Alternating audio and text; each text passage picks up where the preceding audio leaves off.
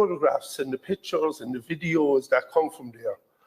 And you hear the screams of people screaming as the Israeli government burned men, women, and children alive. They burned them alive. And the world stands by while 15,000 children are being slaughtered. 35,000 men and women and children. And it's unbelievable, the genocide that's happening. A child with no head, a child with no head. And the Israeli government say it's a mistake, a mistake. I hope that Benjamin Netanyahu burns in hell the same way them children and their families burned. I hope him and his generals and the far-right government in Israel, that when their God finally brings him to the resting place, that he deserves to burn in hell. Because what is happening now, not alone is it apartheid, not alone is it atrocity and a war crime, it's just horrific. It's just horrific what they're doing. Where is their soul? Where is the soul of the Israeli people that allows their government to do this to children? Where is their humanity?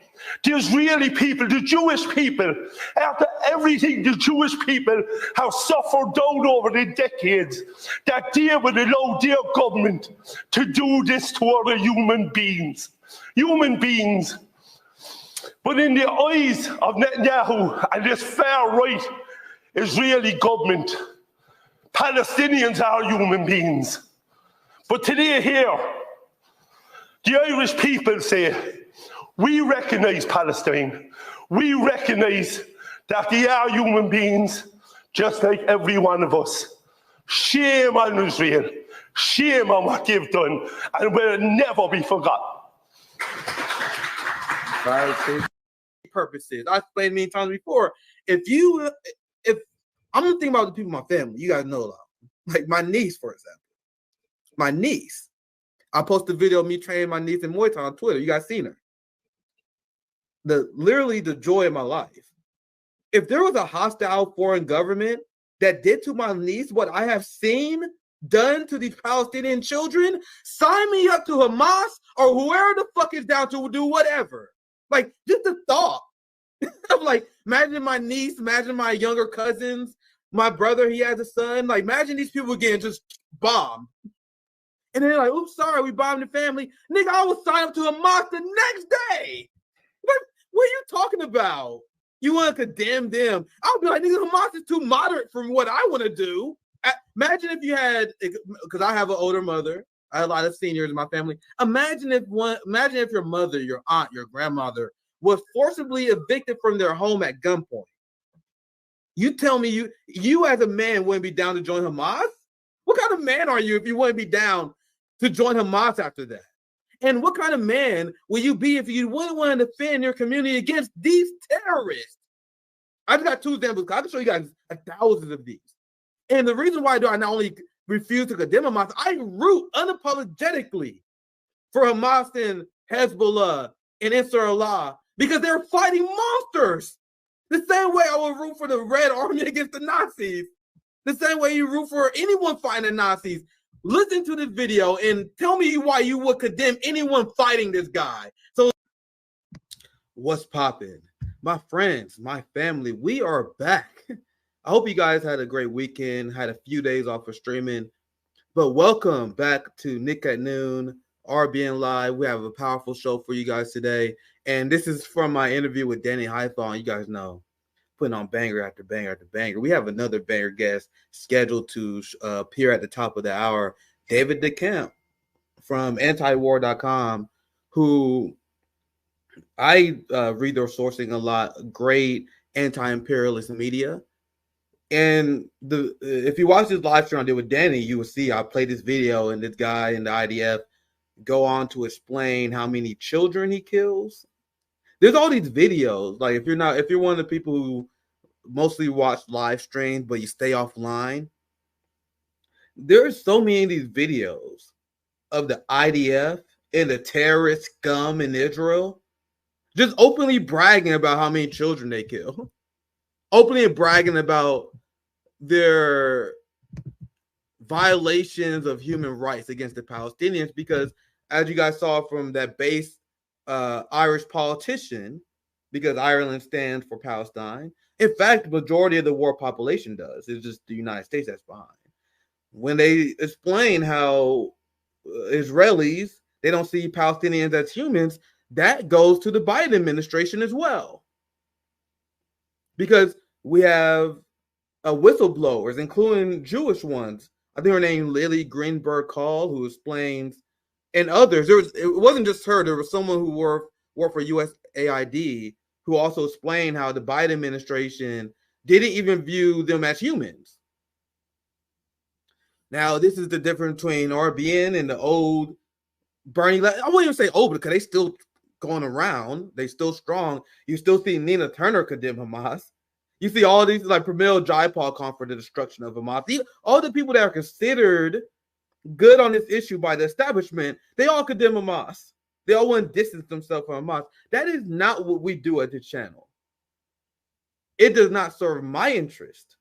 It does not serve your interest. Knowing my audience, it does not serve your interest to allow the establishment to put anti-colonial struggle as a red line, to say you're not allowed to do this. They're trying to put armed resistance off the table as legitimate actions that people can do against a criminal government who doesn't follow international law. I will argue our states like this, but when you have a genocidal state like Israel who don't care about international law, don't view Palestinians as human, and I hope like many of my friends on the left can understand the strategy and what I'm doing. Well, I am invoking toxic masculinity, which I have some of growing up in the Midwest. You know what I mean? Well, I'm looking at all the right wingers who say, "Give me liberty, give me death," who condemn Hamas, and I call them out as the frauds that they are. So, guys, let me cook. Let me cook on this, because I'm literally revoking the manhood, the man card of all these people who condemn Hamas. So, if you condemn Hamas, what are you saying? That you allowed all these crimes to be waged against you and your people, and you wouldn't do anything? Isn't it the right wing who pretend that the left is weak? That the weak, there's no masculinity in the left. If you are on the right and this is like a dominant like thought, even the people on the right who are critical of Israel, they condemn anti-colonial resistance. They say they're fucking terrorists. The same people that say give me liberty, give me death will condemn people who are going against the most evil state we've ever seen. If you don't think Palestinians have the right for armed resistance, you are essentially saying no one does. So in what the professional managerial class does, they have solidarity with the corpses of Palestinians, but they don't have solidarity with their victories. They don't have solidarity with their rockets. That's why they condemn October 7th. Because when the Palestinian resistance is too successful, it's problematic. When anti-colonial resistance is too successful, it's problematic. But when we die, and oh, come on, free Palestine, from the river to the sea, from the river to the sea, when they see dead Palestinians. But then you see this, and this is why we're about to celebrate today, fam. Because what a lot of people in the Palestinian movement, what they don't do is they refuse to celebrate the victories of the resistance. It makes them uncomfortable. It alienates them from their social circle. But if you support the Palestinian people, we praise their success, their resistance. If we despise Israel and we acknowledge them as the genocidal Nazis that they are, wouldn't we praise military victories against them? That's why people who have been following the conflict of October of the Israel-Palestine conflict, we don't have this pearl clutching over October 7th. I like the way Danny Haiphong lays it out. It was essentially a prison break. And now the Israeli government, their economy, you have thousands and thousands of people who are fleeing Israel. You have a problem where the Israeli military there's not enough people to promote to high-ranking military positions. You have mass desertions. Israel is in absolute shambles. They're in absolute shambles right now. But people in the Palestinian resistance, according to the pacifist left, the PMC left, we're not allowed to celebrate this because that's supporting terrorism, that's supporting violence resistance. Meanwhile, we are seeing international law fail. We are seeing international law fail across the board. We had the ICJ that demanded Israel not to enter Rafah. They enter Rafah immediately.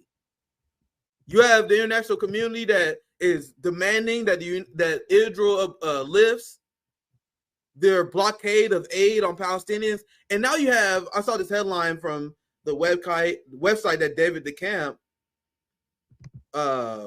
monitors that showed that 3,500 children are at risk of starvation. You have this banger of a headline here. Democrats surprised to learn bombs are used to bomb people.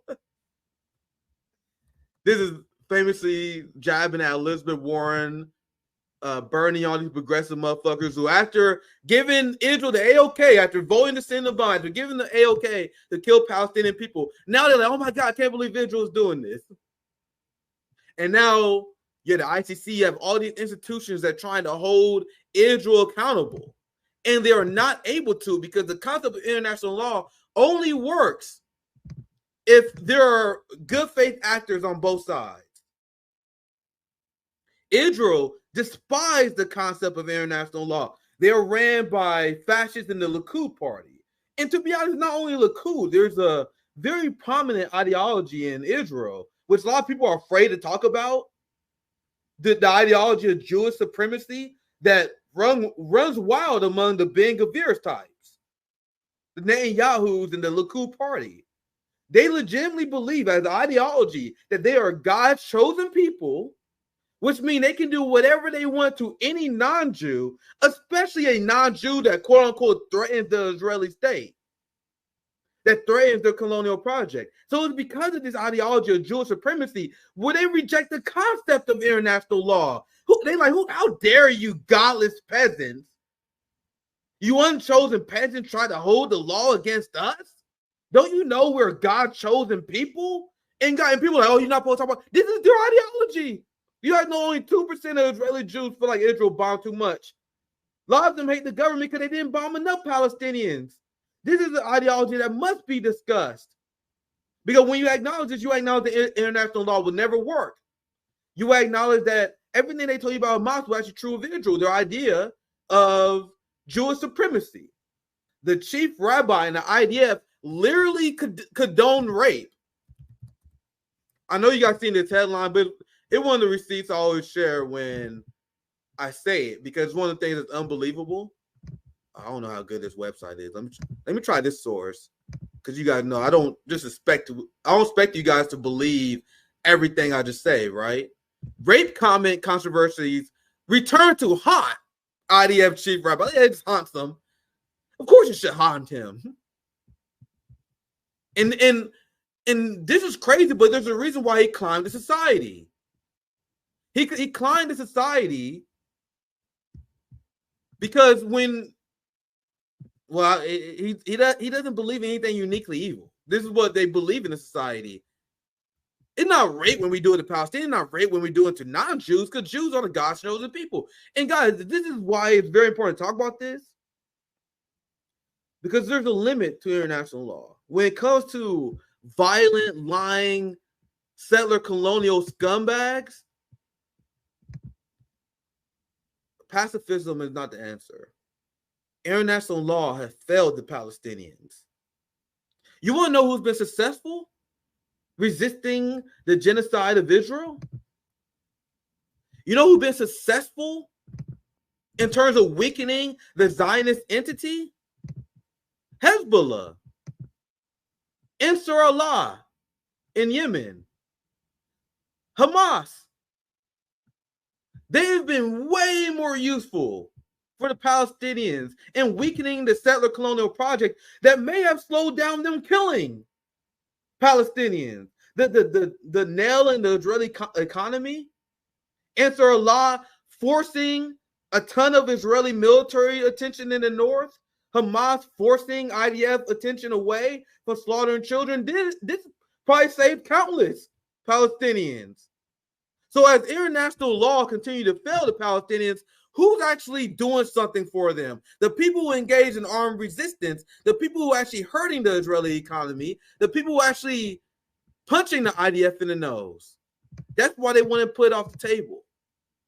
And now you have these fires that's spreading all over northern Israel, all these Israelis being displaced. Something that is not being discussed in the Western media is that there is a mass odious from the settler colonial project. You have Israelis fleeing in mass, going to their secondary home. All these Europeans going back home. They're tired of cosplaying as Middle Eastern now because shit is getting real. So what Hezbollah and what Ansarullah and what these resistance fires and Hamas is doing, they're literally depopulating the settler colonial project. These people are never coming back. You have mass desertions in the IDF not being covered by the Western media. These things are being covered by Israeli media when they talk about how the military falling apart. You have Ben Gvir and a few other Netanyahu advisors and people in his cabinet that's threatening to destabilize and shut down and overthrow the government because of Netanyahu's failure, because of ceasefire. So you have the government that is in shambles. They're fighting amongst each other. The economy is in shambles. You have mass desertion of the settler colonial project by the Zionists. We're seeing the end of the settler colonial project known as Israel. And it's coming about because of the resistance. Everything that was set in motion came because of Hamas.